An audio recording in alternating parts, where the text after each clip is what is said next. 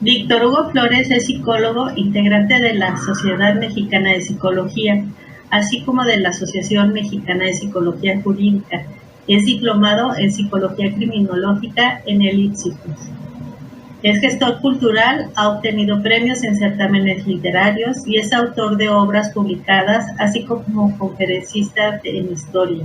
Tiene 11 años trabajando en el ámbito de prevención y rehabilitación del sectarismo. Ha sido orientador de víctimas de sectas para Red Apoyo y para la que ha hecho apariciones en radio y televisión. En dicha ONG fue jefe de investigaciones. Actualmente colabora con la ONG Retumne como delegado de Retumne Latinoamérica con el cometido de investigar, divulgar y orientar a instituciones, ciudadanía en general y víctimas de grupos coercitivos. Cuando nos enteramos de lo que ocurre dentro de una secta destructiva, los actos que se cometen en ella, algunas personas se forman una opinión. Personas del público en general, algunas autoridades y algunos expertos en disciplinas científicas. Y es que solamente puede pertenecer a una secta una persona débil de carácter, una persona sumisa, que tiene problemas personales graves, que posiblemente tenga escasa cultura y que seguramente tiene muy baja autoestima. Por ende, se cree que quienes están en el polo opuesto están a salvo de caer en un grupo coercitivo. Y esta forma de pensar las hace víctimas potenciales perfectas de ser atrapados por una secta. En los siguientes minutos vamos a ver los elementos de la organización de una secta destructiva, las funciones que se llevan a cabo dentro de ella y también relaciones sociales que hacen que cualquier persona sea susceptible de cometer lo impensable. La parte más importante es proporcionarte información que a ti pueda servirte para evitar ser captado por un grupo de esta naturaleza.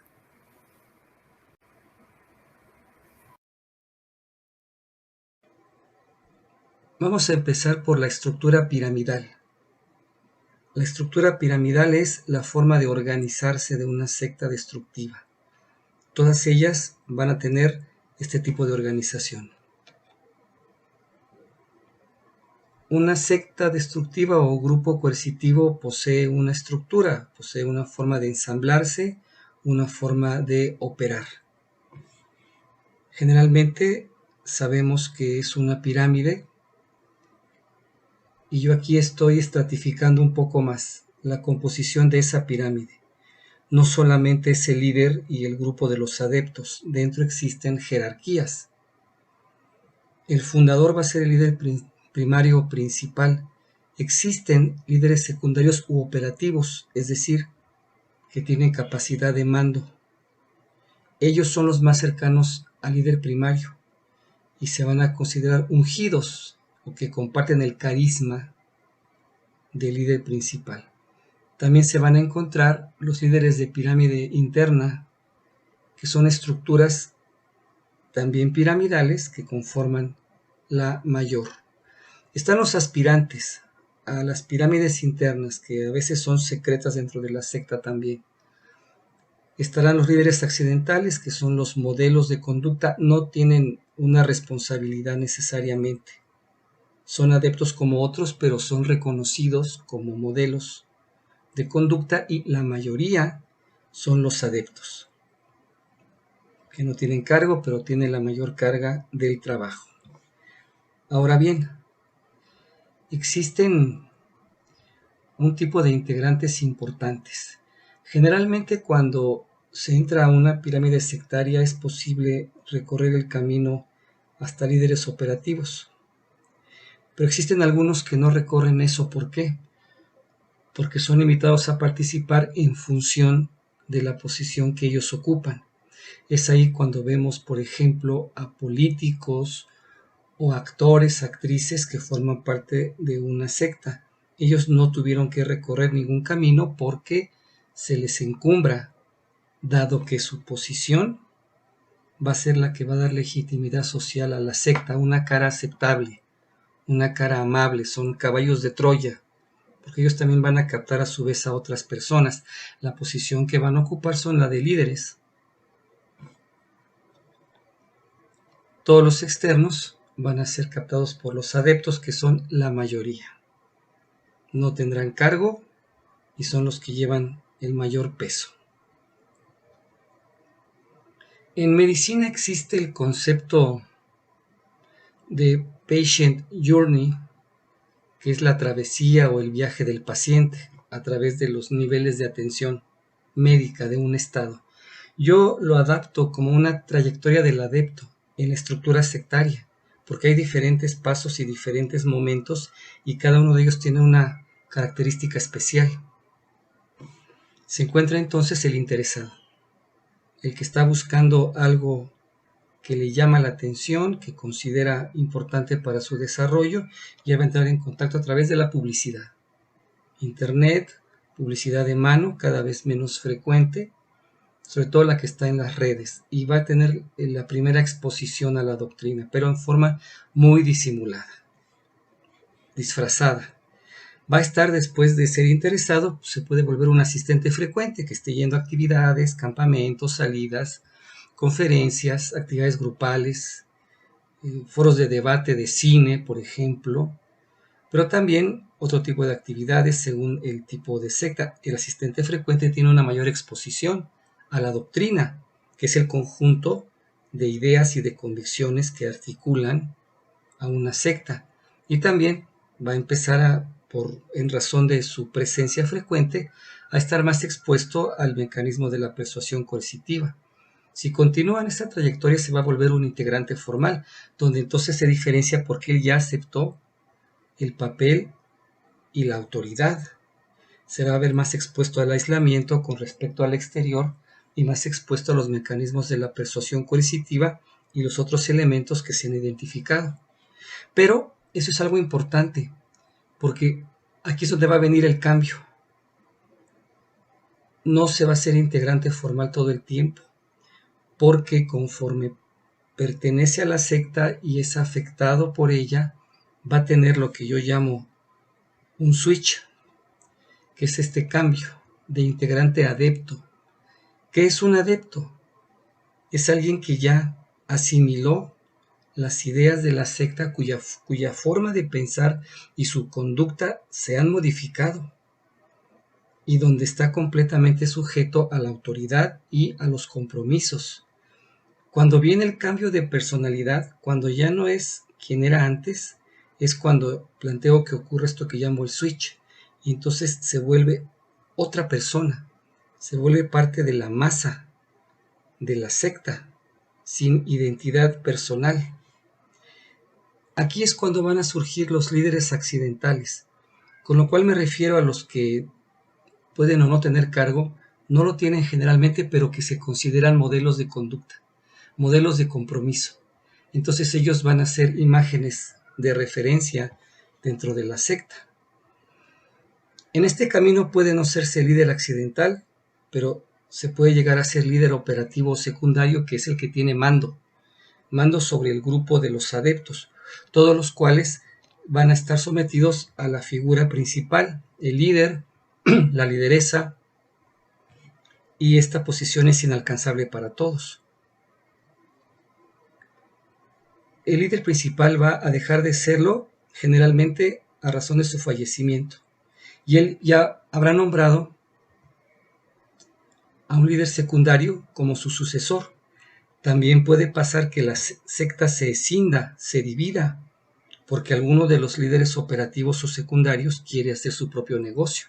Entonces invocará un motivo heroico para dividirse y llevarse a la mayor cantidad de integrantes que él pueda.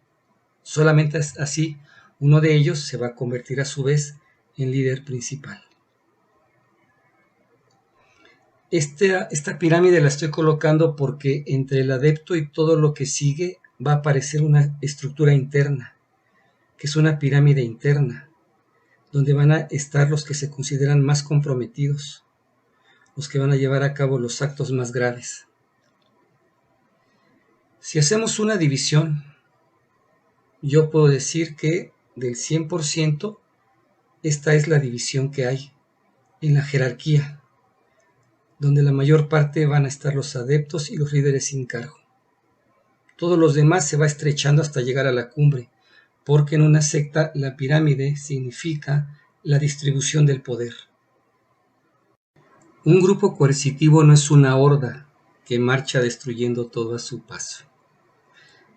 Por mucho que plantee tener aspiraciones espirituales, están en este mundo y no es tan simple como un líder y una masa que lo sigue. Es un negocio, es una empresa, es una organización, necesita subestructuras que cumplan con diferentes funciones. Esta pirámide puede representar una secta a nivel internacional y cada pirámide pequeña un país. Pero esto mismo ocurre en esta pirámide en una ciudad, donde va a tener las pequeñas pirámides porque son los departamentos de trabajo, donde tienen que cumplir y rendir informes. Todos van a depender siempre del líder principal. Existe también una pirámide que está oculta a todos los demás, que es el núcleo, el grupo interno dentro de una secta, una pirámide central.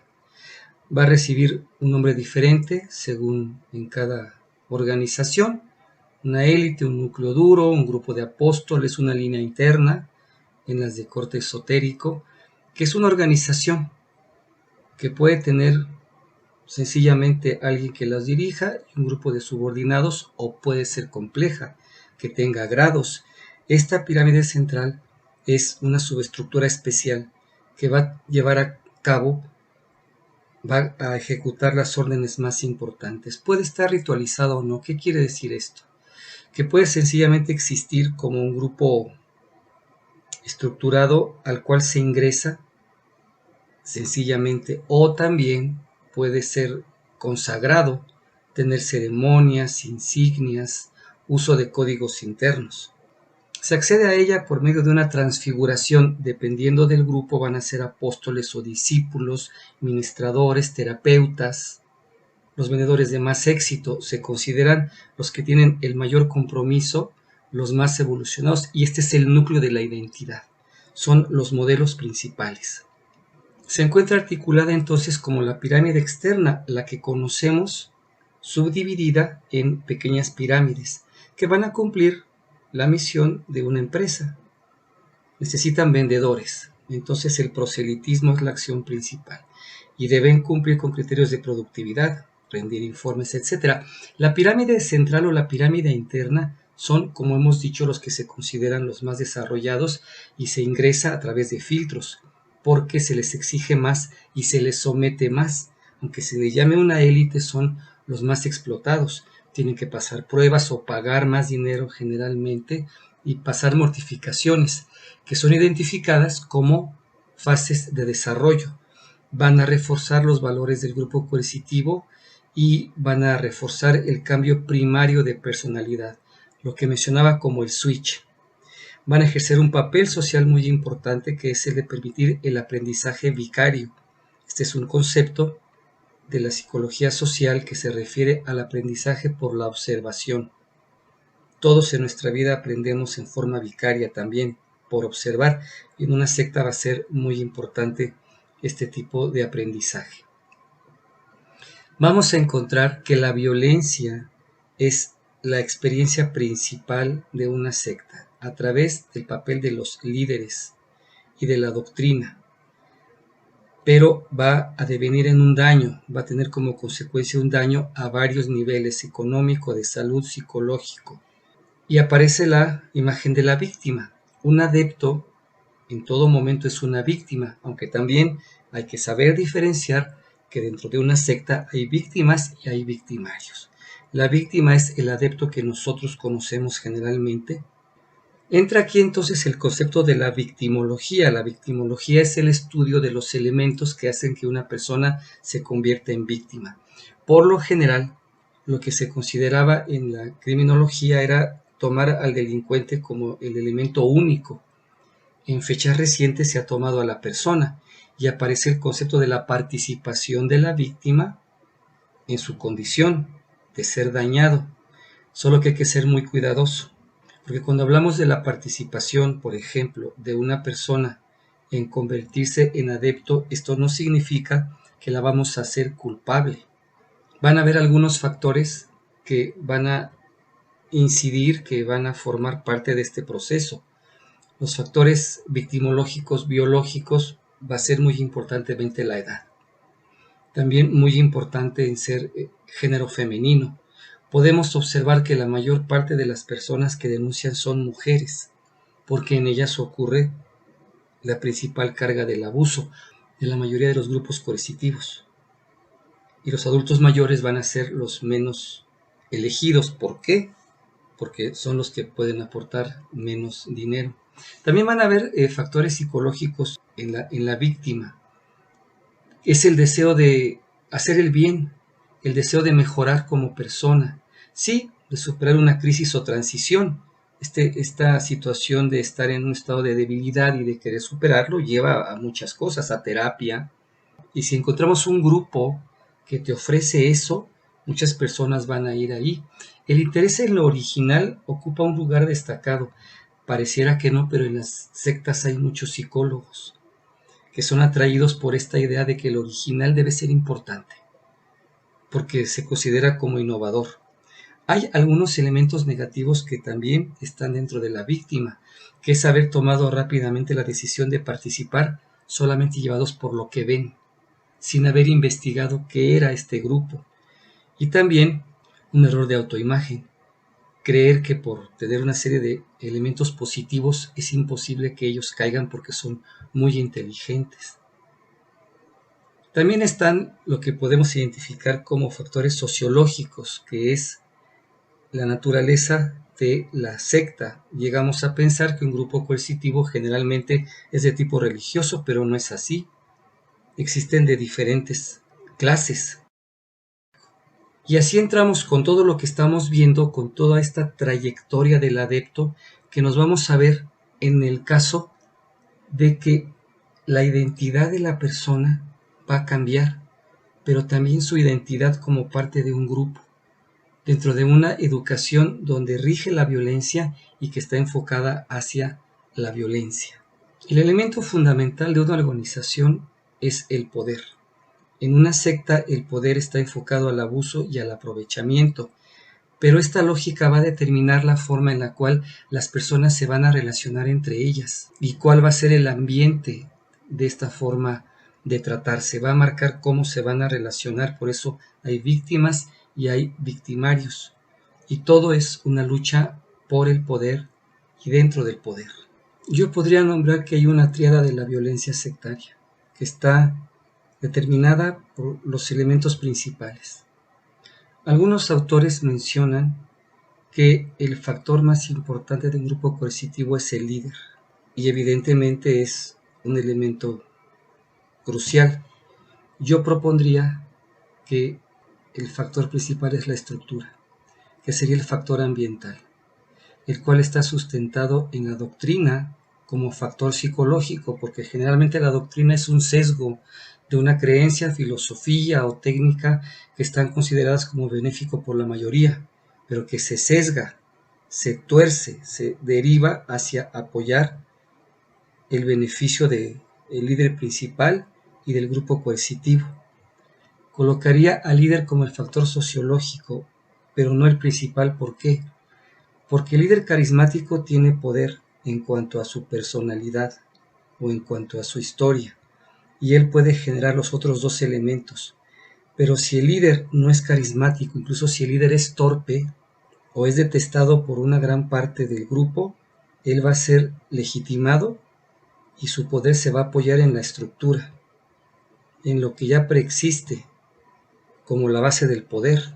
Es ahí donde se da el abuso, porque los líderes tienen un papel autoritario que quiere ser fundamentado en una entidad o invisible, espiritual, o visible por ser terrena, pero asociada con sabios. Ahora impone normas de conducta con base en ideas que no se pueden criticar, que no pueden cambiar, que se consideran perfectas, pero que únicamente van a beneficiar a la secta y a los líderes. Por eso no importa que no se tenga capacidad de líder, ni siquiera que se sea un buen administrador, sino que la estructura piramidal permita que él sea obedecido. Es ahí cuando para justificarlo se invoca la doctrina, es decir, ninguna persona hace lo impensable sin razón. Se necesita un razonamiento que fundamente el beneficio del sentido de los actos. Es ahí cuando se comienza a hablar de la renuncia al ego, de que nada es personal, porque entonces con esta base el adepto va a aceptar las humillaciones, la explotación, el sacrificio, porque no lo va a ver como eso, sino lo va a ver como escalones para alcanzar el mejoramiento personal. Hay diferencias entre la estructura de una pirámide y red, pero no toda pirámide es destructiva. El ejército, por ejemplo, o las empresas son estructuras piramidales. Estamos hablando de una pirámide sectaria. Aquí las autoras están diferenciando a la pirámide como el resultado de un mundo orientado a objetivos, de un mundo autoritario, donde no da pie a la creatividad y ofrecen a la organización en red como una estructura democrática, donde todo mundo puede crecer. Esta realidad en cuanto a la pirámide es todavía más restrictiva y más destructiva en una secta, porque en aras del crecimiento, la única persona que va a poder pensar, va a poder decidir, va a ser el líder con respecto a los demás y siempre va a ser en función de destruir al adepto. Una organización tiene un carácter y una cultura. El carácter es la forma con la cual entra en contacto con el entorno, pero también hacia adentro. Pero también hay una cultura. La cultura puede variar también, porque esto es el resumen de la forma en la que se comportan, la forma en la que asumen las relaciones en una organización, y por lo que estamos viendo son estructuras de poder. Una secta, su carácter es de dar órdenes, de imponer sacrificios a sus adeptos, y factor muy importante, todo lo que la rige, la doctrina, sus reglamentaciones internas, no son compatibles con el mundo exterior de la secta, más todavía va a estar en contra de ellos. Y la cultura tiene que ver con el patrón de comportamiento, es decir, con la manera de conducirse de manera constante, que es la obediencia, la cero crítica al grupo, pero también interna, donde está regido por valores y donde se forma parte de una masa. No existen individualidades. Ocurre lo que psicólogos sociales como Turner hablan de la despersonalización y la estereotipación, es decir, el yo, aquello que nos hace darnos cuenta de que somos individuos, va a desaparecer y se va a tender a que esa identidad sea la misma de todos. Pero más todavía, cuando viene el switch, el adepto deja de ser la persona que era antes, en el sentido de que ya no tiene la misma forma de razonar, ni la misma identidad, sino una que le es impuesta paulatinamente, imperceptiblemente. Puede tomar años, al menos meses, para que este cambio vaya a darse. Por el constante adoctrinamiento, el reconocimiento de autoridades. No se considera como un individuo, sino como alguien sustituible. ¿Por qué? Porque todos están referidos a un bien superior. Se consideran personas que están por encima del promedio, que están en la capacidad y en la responsabilidad de salvar a los demás en función de una misión que no está limitada por el tiempo y que puede estar dirigida a seres invisibles o no. ¿Qué es lo que sucede? Que entonces, así como hay una identidad personal, aquello que define quién soy yo, también hay una identidad social. ¿Quién soy dentro del grupo? ¿Cómo el grupo influye quién soy? Considero que se crea una metaimagen, es decir, la autoimagen, lo que yo percibo de mí, como yo me interpreto, deja de pertenecer al mundo material y se proyecta a otras dimensiones, que puede ser en la vida presente o puede ser en reencarnaciones. Esto por sí mismo no es perjudicial. Esto se encuentra en la base de muchas creencias y filosofías.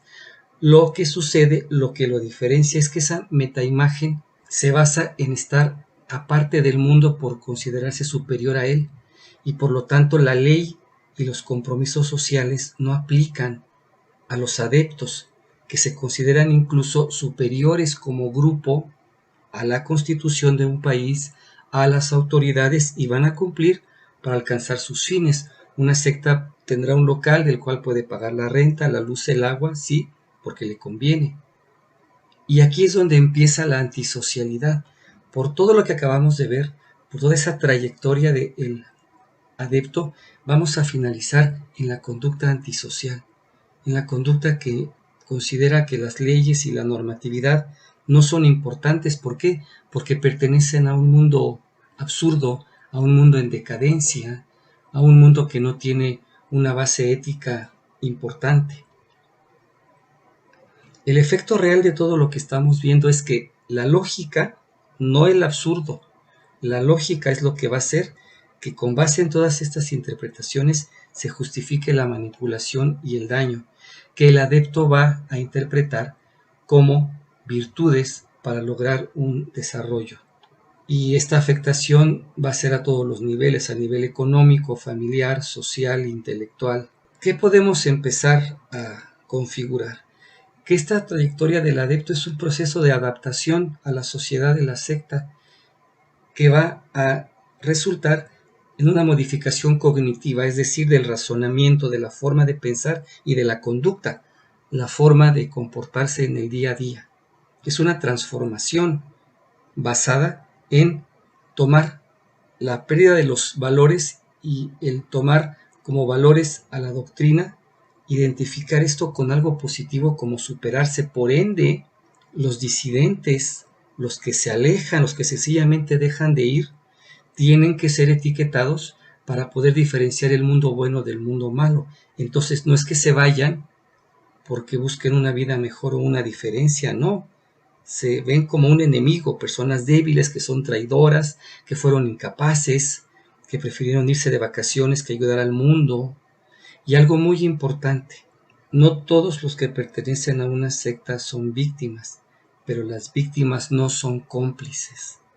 No se les puede revictimizar, no se les puede volver a ser víctimas en función de un juicio negativo.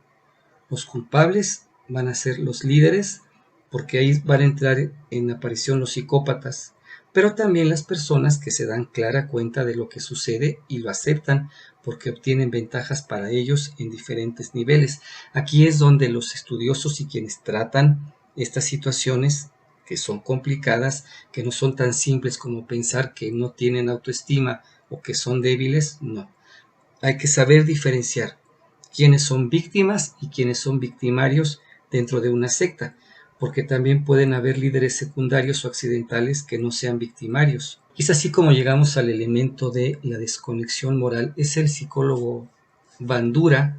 Él identificó varios elementos del aprendizaje y uno de ellos fue el elemento de la desconexión moral, que es parte de un sistema.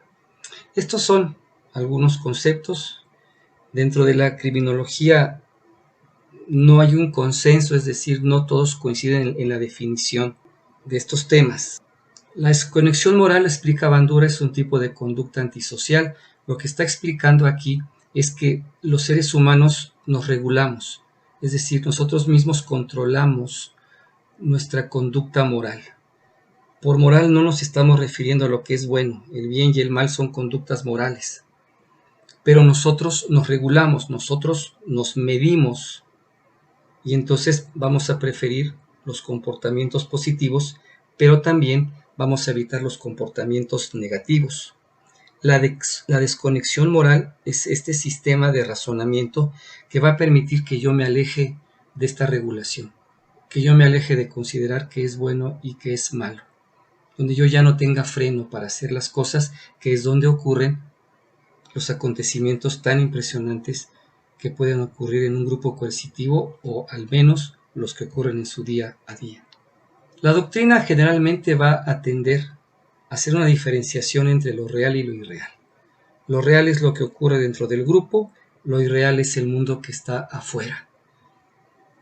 Y al ser irreal lo que está afuera, tiene menos importancia, porque la doctrina va a decir qué es lo válido y va a estar basada en su idea de la eternidad o del beneficio económico o del ser una mejor madre de familia o el de tener mejor salud. Pero lo que ellos digan va a ser considerado como lo único. Entonces la violencia no se va a considerar como tal, sino como parte necesaria de un proceso de desarrollo. Al pensar que nosotros somos lo real, entonces la identidad que ya es sustituta en el adepto, esta nueva persona enfocada a la autodestrucción, se considera al margen de la historia. Lo que ocurre en el mundo real, para nosotros, para ellos no es verdadero. ¿Por qué? Porque no se proyecta hacia lo que ellos consideran como los valores importantes. Viene una redefinición del yo, que es un concepto también de Turner y otros autores de la psicología social, que si los aplico al mundo de las sectas, es un yo, lo que yo soy, lo que me hace ser yo, al no pertenecer al tiempo presente, al considerar a las leyes y a la sociedad como algo que no tiene importancia, por ende entonces no existe una obligación hacia ellos. La única normatividad va a ser la que establece el grupo coercitivo. Entonces hay una inversión de los valores. Si alguien de afuera sufre, no importa, porque son personas menos evolucionadas y porque pertenecen a un mundo en decadencia. Entonces, cuando viene esta ruptura, es cuando aparece la antisocialidad creada por la secta en los adeptos. Existe esto que se conoce como la disonancia, como su nombre lo indica, es eso que no suena, eso que no hace sentido, que no es coherente. Hay una disonancia cognitiva, algo en nuestra mente que nos va a indicar, aun siendo adeptos, que esto no está bien. Pero la secta lo va a silenciar, dándote razonamientos. No te preocupes por lo que ocurre con los demás, porque su karma, su destino, la voluntad de Dios, algo que es bueno para ellos, para su salud, para su economía. Los líderes, para silenciar esa percepción de lo que no concuerda en el adepto, lo va a silenciar con la fachada de que hay que hacer penitencia, hay que redimirse, hay que no hablar, hay que obedecer para superar esto que consideran como un defecto. El mismo adepto va a resolver la disonancia para proteger ese yo, esa identidad nueva como adepto y también la del grupo. Por eso cuando se hacen críticas a un adepto, generalmente no va a contestar con razonamiento, sino que se va a enojar o va a encontrar cualquier pretexto para contradecir a quien lo pone en duda, porque para él es proteger lo que él es un mecanismo de defensa. Se va a basar siempre en la doctrina que justifica los abusos. Es aquí donde va a entrar lo que se conoce como modelamiento, que se refiere a esta forma de aprender por medio de ver la conducta, y este modelamiento en una secta, los modelos van a ser los líderes, los que no tienen cargo, los que tienen mando, el grupo en general. Ellos van a ser estos modelos que van a permitir el aprendizaje vicario, que así lo llama Bandura, que se refiere al aprender por observar. Modelamiento y no moldeamiento. Estos van a ser los modelos que van a seguir, pero una vez más hay que saber diferenciar a las víctimas de los victimarios. Bandura nos establece 8 elementos de la desconexión moral, es decir, aquello que nos va a permitir justificar o ser víctima de abuso o abusar de los demás. Lo que está en mayúsculas son los elementos que Albert Bandura menciona, y lo que está en los cuadros son las frases que se usan en la secta, que yo estoy colocando para mostrar que se va cumpliendo lo que dice el maestro Bandura, porque el lenguaje de la secta también tiene una función, tanto de engañar como de justificar, como de dar el recurso cognitivo, es decir, de razonamiento, para que uno se aleje de las consecuencias de los actos y el adepto no se sienta culpable. Entonces está la justificación moral. No hacemos nada malo, estamos sirviendo a los demás, es por la humanidad. ¿Hay que robar por la secta? Bueno, sí es difícil, pero no estamos robando porque le estamos robando al mundo ilusorio. Y esto es difícil, pero solo es para los más fuertes. La etiquetación eufemística, que es dar un nombre a algo diferente para ocultar lo que está pasando. Entonces no estás sufriendo, estás pasando por una disciplina, por un voluntariado, eres un apóstol, estás renunciando, eres un discípulo. Debes superar el ego. Vence las dudas. La comparación ventajosa es donde se colocan en una posición superior con respecto a los demás. Es decir, los partidos políticos, los presidentes, los líderes del mundo engañan o mienten a todo mundo. Nosotros podemos fallar, pero fallamos a pocas personas. El mundo le falla a millones de personas. También está la transferencia de responsabilidad.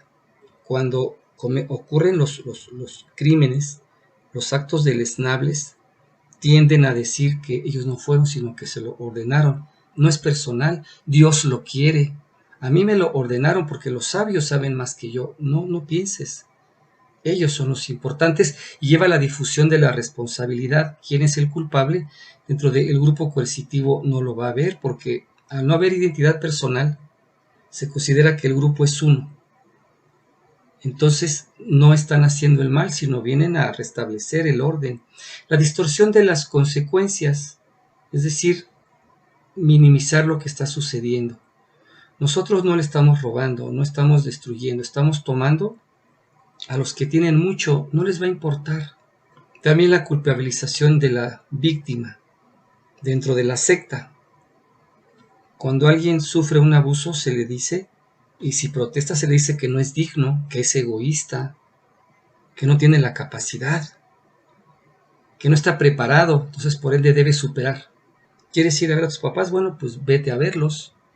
Si no eres capaz de servir a la causa, eres parte del mundo indigno. La deshumanización de las víctimas, de las personas. A ellos lo que les sucede no importa, porque son seres irreales o no son evolucionados. Es preferible, como si la gente fuera un objeto, es preferible morir a perder el alma. Ocurriría así lo que puedo llamar como una violencia primaria, que es lo que ocurre al interior del grupo coercitivo, y una violencia secundaria que se proyecta hacia el exterior. El hecho de captar personas para meterlas a este sistema es violencia. Estos 4 elementos que aparecen en mayúsculas los plantea Bandura también, y los estoy asociando con elementos que ocurren dentro de la secta. La observación, los niños que nacen dentro de un grupo coercitivo o que son llevados por sus padres van también a empezar a asimilar como modelos a los adeptos que se consideran más comprometidos, a considerar como ideas aceptables lo que están oyendo en el día a día. Van a adaptarse a los guiones cognitivos, es decir, a las ideas y todo lo que ocurre dentro de la secta, que es un ambiente de continua hostilidad permanente. Y se va a ver reforzado porque los actos de abuso se ven recompensados.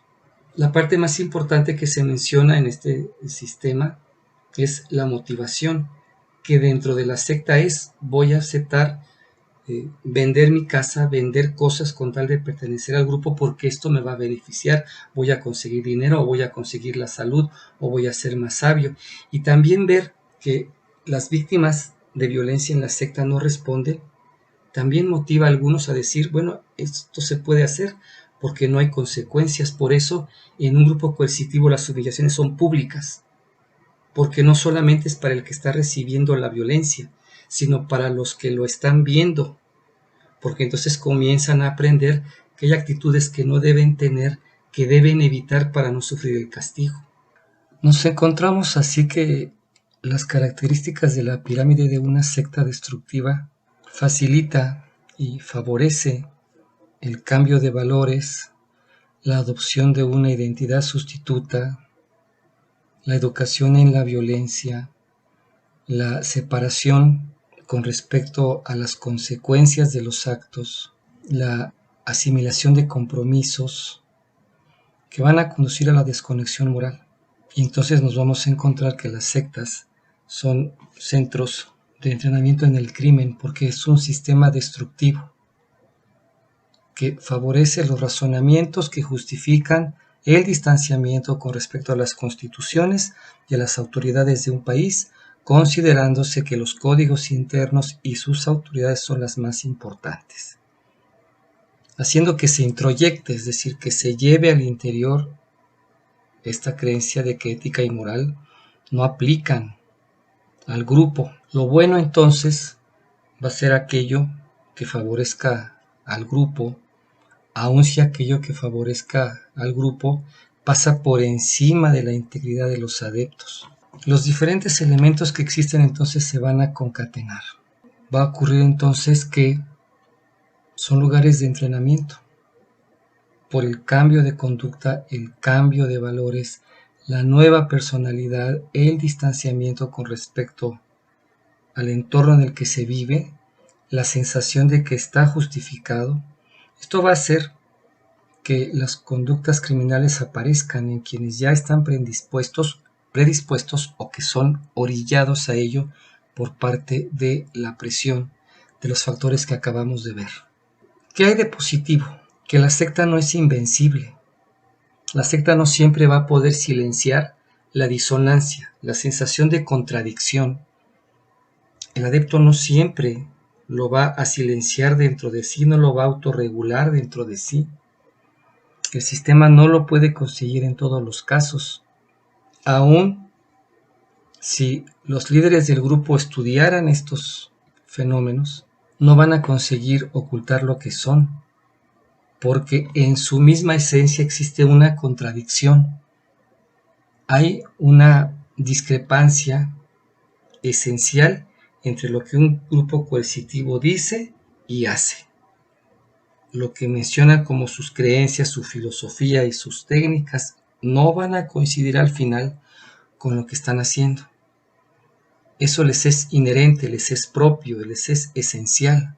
Entonces no lo pueden ocultar, ni aunque quieran, porque sus objetivos son claros por mucho que los disfraces, y entonces no van a poder evitar en todos los casos que adeptos hagan conciencia de lo que está sucediendo. Es aquí cuando ocurre el liberarse de estos grupos. Frente a todo esto, a lo que estamos viendo a las sectas como fuente de conducta antisocial, se necesita una acción interdisciplinaria, es decir, la colaboración entre varias disciplinas, que es esencial saber entender lo que está sucediendo, llamar la atención de los padres de familia, cuál es su estilo de crianza de los hijos, si es relajada, si es negligente. Pero no solo ellos, también las autoridades, no solo ellos, también los entornos sociales de las víctimas, los amigos que se desentienden de alguien que entra a una secta. Pero más todavía, la existencia de las sectas son una expresión de la sociedad, del Estado, que no cuida a las víctimas, pero tampoco les ofrece en todos los casos, no ocurre siempre, pero en muchos casos no les ofrece elementos para defenderse. La educación por parte de los especialistas hacia la sociedad. Todos somos responsables, no es solamente una situación entre un grupo coercitivo y las víctimas. No, esto atañe a toda la sociedad, porque además afecta a toda la sociedad. ¿Hay una solución? Sí, por supuesto hay una solución, donde la sociedad en su conjunto estamos trabajando para resolverlo. Aquí les dejo la forma de contactar a Red UNE Latinoamérica. Pueden enviar un mail a esa dirección o darle un me gusta a la página Facebook de Red UNE Latinoamérica. Ahí al inicio se encuentra un listado de los sitios que estamos creciendo: YouTube, Instagram, Twitter, donde estamos publicando diferentes materiales y vamos a seguir publicando materiales informativos, educativos sobre este tema. Tú eres una persona de muchas capacidades, no las dilapides. Antes de ingresar a un grupo que te llame la atención, investígalo. Si tú ya estás dentro de una organización que te haga dudar de sus propósitos, también investiga y confronta la información para que puedas encontrar una salida. Y si tú eres alguien que ya abandonó un grupo coercitivo, es importante que tengas presente que el retorno a la vida normal es perfectamente posible. Muchas gracias.